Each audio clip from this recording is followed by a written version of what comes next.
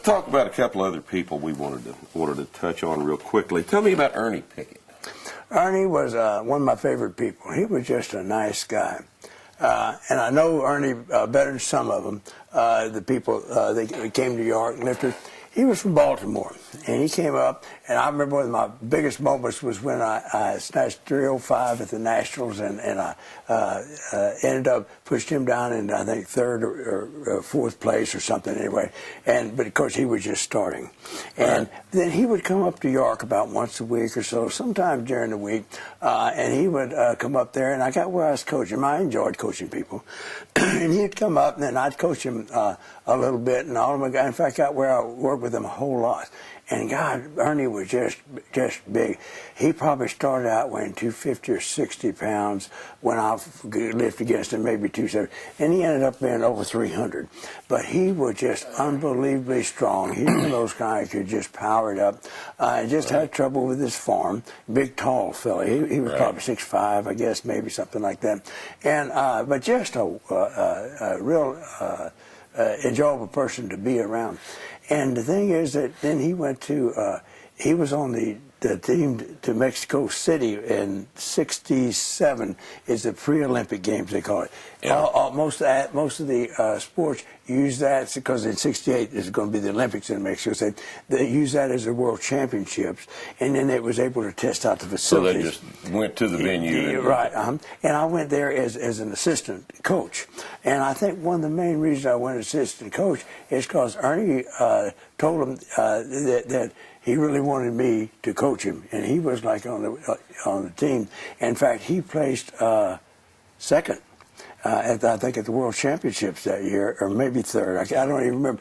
But it was in Mexico City, though. And but I coached him, and it wasn't just my coaching. Ernie was just so terribly strong. I think I gave him a lot of confidence. In fact, I was there. I used to watching him, and I was always there at contests, and I was always there at training. So he just felt like he just kind of needed, you know, and it could have been someone else. It's just that you always feel better if you have someone that's familiar with how you lift. Well, you are... it's been my personal experience, and certainly Starr has told me this all my life. You are the best platform coach in Olympic weightlifting. As far as he is concerned, I know that to be true. And Ernie was making a wise decision when he asked you to go with him. Well, I you have the unique ability to get the best performance out of a guy that day. Well, you know how to get into a guy's head and turn the right switch and push the right button and make the performance come out on the platform. And well, I appreciate that compliment, because that's quite a compliment. That is, and I appreciate well, that's it. The facts. And I appreciate it, very appreciate you saying it. What about Tommy Kono? How well did you know Tommy? Not very well. Tommy Kono came there, I think, on 2 different occasions and trained. And when I say trained, it's usually about a week or 2 weeks before a World Championship or before the Olympic trials and all. And I got to see him train, and I've got to talk to him. And on a couple of occasions, Kono was the first one that I would say that started perceiving this idea of a double knee bend. Right. When we pull, and the weight was out in front of you. You know how we pull. Mono pull, what we call it. But Kono always had it in here on his thigh. He really had that problem that most lifters do, and the secret, of course, is a double knee bend, is getting it past the knees and then getting it onto the thigh. Rebend the knee and jump in the second time. And we talked several times about that problem. He says, I can get it right here. If I ever get it right here, I know I can lift it. He says, but sometimes it doesn't come in here right. I don't know what I'm doing. No, we would talk about it, and I'd watch what he's doing. We'd just get a bar and see. And we just hadn't perceived that idea of those knees rebending, you know. But he was the closest to it that I know at that time of anybody that was doing it, because he was trying to do it, and most of the times he did do it. He was actually he just didn't know what he was doing. He was working with that theory. Yeah, with that theory. Yes, he was. Pulling in here and having it on the thighs. Of course, at one time, if they saw you touch the thighs, the lift was ruled no good. Right. The rule, if I remember correctly, that the thing had to be pulled clean to the shoulders. Yeah. Clean meaning not touch your body, no touching the body. And that's where the term actually came from. You know, and as they progressed, and this was in the early 60s, particularly because the Europeans started using more and more. They're the ones that first really got into that thing, and they were getting it on their thighs, and they were getting their lifts turned down. But you know, there was such a big block of nations there that they started interpreting the rules differently. So did they formally change that rule, or did? Well, it was just something. The rule was such, and I don't know whether they really put the rule book, because you didn't worry about that. You worried about what the judges were doing. Right. And so I have to go from that point of view. Is that it came to, well, it's okay, you know, if you brush the thighs. Right. You know, and then that was okay. Right. So, but that's how it came in. And I think it was just an agreement when they go and say, okay, how are we going to judge things? What if they do this? You know, is it how much of a lockout or whatever? Right. Then I think that they just kind of came to that conclusion that they couldn't be ruling all these people out. I have never met Norbert Szymanski. Tell us about ski for a minute. Oh, well, we don't have time. No.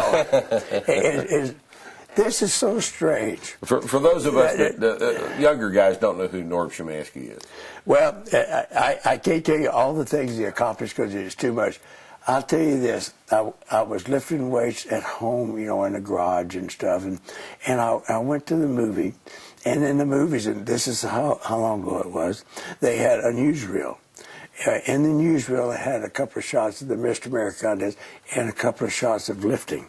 Norbert Szymanski was doing a clean and jerk, and I says, "Oh, this is back in the 40s."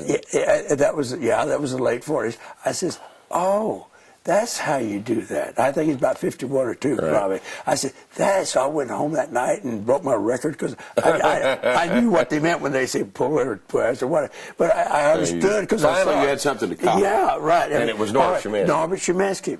I was at York after all those years. Now I was still like in like 9th or 10th grade. It's like later on when I'm in York, Norbert Szymanski is still lifting on the teams. And he lifted several years after I left York. He was I should know this, but how many Olympics was he? I have no idea. No, I'm not good on statistics. Now, Star knows all of it. Yeah. Where is Star? I don't. But I'm not real good on. Was it 4 or 5? Oh, it's something. I think it's some insane number of Olympic games that he represented the United States. See, I don't know how old he was when he stopped lifting, but he was that much older than I was. Well, I haven't heard that he died. At Star, last time I heard, said somebody said they saw him, and he was in his late 80s, right? And like still looking good. So I'm assuming good. he's still alive. I haven't heard anything. Star usually tells you and I both when somebody like that passes. But no, he lifted that many years. But he taught me. He just he had such a dry sense of humor. And he'd give good training advice and stuff, and people didn't realize it because of the way he presented. Somebody said, Norb says, I had people come up behind us, says, you really got added 20 pounds you press. Press says, what's your secret?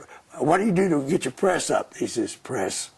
And that's it. And that's what he did. But I mean, but people won't. It's got to be a secret to it. Well, they just started going, but he was great. And one time we were going out and said, "Hey, Norb, you want to drink a few beers with us?" No, and usually he did. He said, "No, I'm going back to the hotel and write my comedy script for tomorrow," because he always had something around the gym, that something to say to somebody. But he was just a real plain. Just a nice guy, and he had that longevity that was unreal. And he was mostly a splitter in the snatch. And one of the things that he told me that people might be interested, he says they were doing high pulls, and you talk about people not doing any high pulls now. And so we worked real hard on high pulls, and he was doing some high pulls, and we were just talking about the exercise.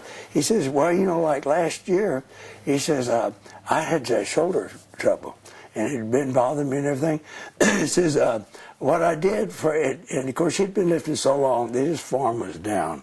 He says, I didn't do anything for 3 weeks but high pulls, and then I went down to Washington to the contest, and I set a world record. He says, I believe in high pulls. Heavy weights. I believe in high. But they were able to keep it up. But now his form was down. It wasn't going to change, and basically was great. But but he was a splitter. The other splitter was Lou Ricky. And I'll just tell you a real quick little thing about him. Is that Star and I were going to watch Lou Ricky and see that we watched this pull. Wow, it's great. Okay, we're going to watch and see how much that bar drops whenever he splits underneath it. And that was like it's like bricks or something on the wall. Right. You know, so we could really measure everything. And he lifted, and I looked at Star, I said, it didn't drop. And he says, no. But Lou Ricky was that fast. And Szymanski was almost that fast. It never dipped at all. It never came down that we could perceive, watching it very, very close, just that point.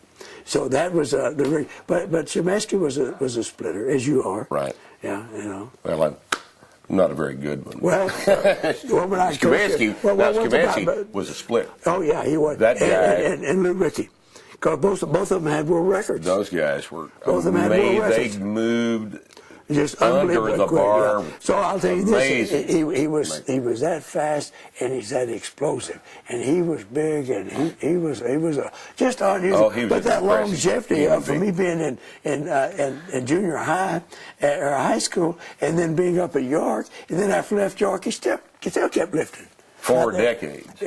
I would imagine. I guess. Now that's the longevity. And just a nice guy. Yeah. We went out and partied and drink beer, and had good times together and all. But just basically a good guy. And he just did good basic training, But well, let me shift gears here just a second. Let's talk about some other stuff that you've done that wasn't related to York Barbell. You were one of the first NFL strength coaches. Why don't you tell us about your time at the Houston Oilers, when that started and how that job came about and who you met there and that sort of thing?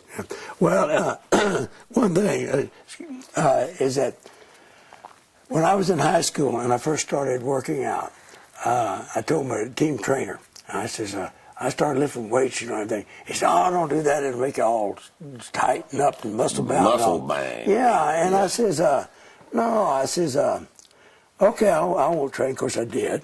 That's where I am. And then later on, the Houston Oilers called. And I'd gone up there and just introduced myself and told them who I was, and they put my name in the card file and about that. Is that, I guess it was in 72 or 3, that's the 72-3 season, that they gave me a call. And they says, Sid Gilman, he was general manager, later took over coaching also, real professional. He said he wants you up to come up and talk to him. So I went up and talked to him, and he said, and he told me what he wanted, and he told him some of my background and all, and he says, well, he hired me, on a part-time basis, because I live 60 miles south of there. And so I go over there, and I didn't even know it. The team trainer for the Houston Oilers was my old high school trainer. And he was the one that had advised you that you were going to get muscle bound if you lifted weight. Yeah, and he was instrumental in me getting hired, because he said, you all need a strength program. So that's amazing, amazing to see that. It's amazing that people can learn. Yeah, and he did, and that was something, because most of the time in strength and health, it was like trying to convince people you could train with weights and play sports. This is 2009, and we still have to have this conversation. Oh, yeah. All the time. There are how many sports do you know of now that are still hidebound in this idiotic 1950s concept of that you'll get tight and lose flexibility if you train with weights. But when we have this fight every day. No, it'll always go on. But I still go in the weight room, in the training facilities there, a universal gym. Nobody used. Right. Weight training did not exist with the Houston Oilers at that time. And so I got some squat racks and the power racks and some Olympic weights and all. And we got it started on the big 3, and all doing squats and, just all the basic training, just like that you recommend. And they took to it real well. Now, I was amazed and how many of those players had never lifted weights. Now, there were several of them that had, and they were trained pretty regular and all. But I would say like 20% of them had never touched the barbell. Well, let me ask you this now. Nowadays, we in the strength conditioning business hear stories about professional level strength coaches all the time who are highly restricted in terms of what they're actually able to do with their players because of the fear of injuring a $4 million a year player, and you've got a bias now. Essentially against teaching him anything new. Yeah, right. At the time, I'm assuming that they hired you to come in here and teach these guys this stuff. And I would imagine that most of the deal is that there wasn't nearly the amount of money involved in it at the time. No. I just kind of got it. They didn't realize that I enjoyed it so much I would probably pay them. And they paid me. I look back, it was pretty good so much a month. But I went up once a week. I went to the camp with them full time. Mm-hmm. And sometimes I'd go up a couple times a week. Anytime they had new players come in, I'd make sure I was there and get them started on the program. Check with them, when I went up there and review what they were doing and talk to them.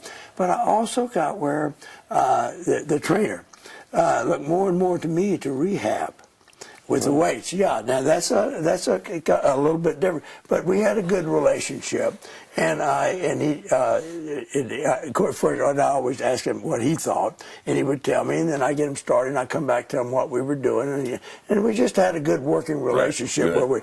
Where we didn't have conflict. But I spent a lot, the time that I actually spent there really coaching people, once the initial thing was over, showing them their program, how to do the lifts, and kind of review things, was like rehabbing, getting those guys back out on the field, But, and there was always a big conflict between the trainer and the coach about how soon the guy could get back out there, how that goes.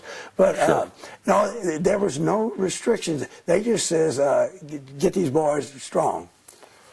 Right. Well, that's quite a bit more latitude than they're given now.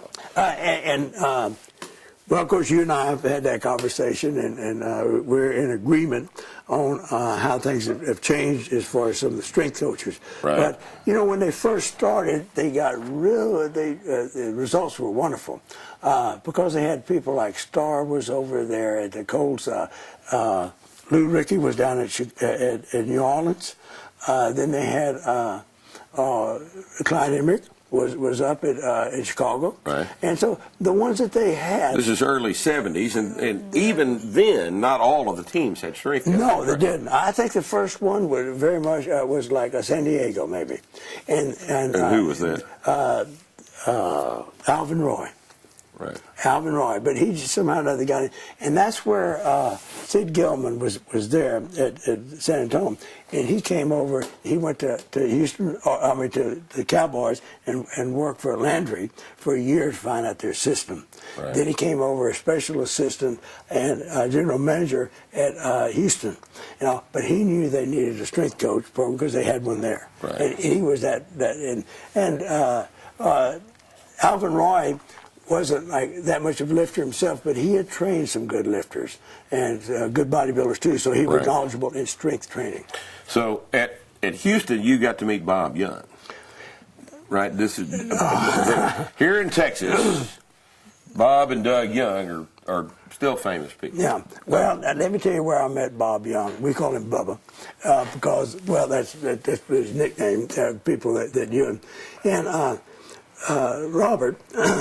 Was a freshman at the University of Texas when I was there, and he'd come in the weight room, and we got to be real good friends. We got to be beer drinking friends, and he was one of those kind that were just exceptional as far as the physical specimen. Just the genetic. Just the speed that he had and the strength. Come in and train a little, get real strong. That's why one reason we were getting a lot of results. We were strength people. We knew how to get people strong, and we had people to work with that were unreal. Right. But Robert, I met him when he was a freshman, and then he dropped out of the University of Texas and went to at Brownwood, right? In college, and then I didn't see him again. Then when I went back up there he was at the Houston Oilers that year, and so I got to know him then. And then later on, I ran into him I went up to their training camp. Oh, the old, the gunslingers. Who was the professional team that Houston had, the second team? Oh, is that like the AFC or something? Yeah, I don't. Yeah. Anyway, they had. He was the offensive line coach for them, and I went up and talked to him and met him and all. But and I saw him at a contest or two where he'd go. His brother was there, and he just kind of went up there to hang around and all. But he was an exceptional guy, real nice guy. Did you know Doug? Not very well. I just knew him from contests and a few things, and kind of through his brother, Robert, and not real well. I talked to him and talked about training and stuff. And he and Star were big friends. Yeah, they were. Used to play together a lot. You know what I mean?